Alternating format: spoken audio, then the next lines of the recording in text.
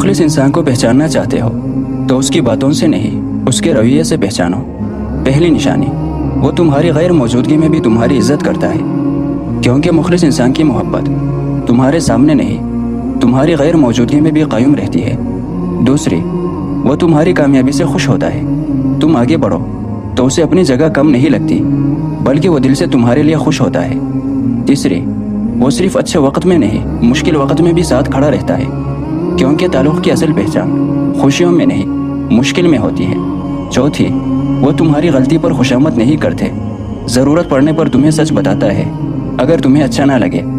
पांचवी और सबसे खूबसूरत, वो तुम्हें बदलने पर मजबूर नहीं करता, बल्कि तुम्हें बेहतर इंसान बनने में मदद देता है। याद रखो, मुखलिस इंसान बहुत ज़्यादा नहीं होते। अगर तुम्हारी ज़िंदगी में कोई ऐसा शख्स मौजूद है तो उसे मामूली समझकर मत खोना, क्योंकि सच्चे लोग बार बार नहीं मिलते।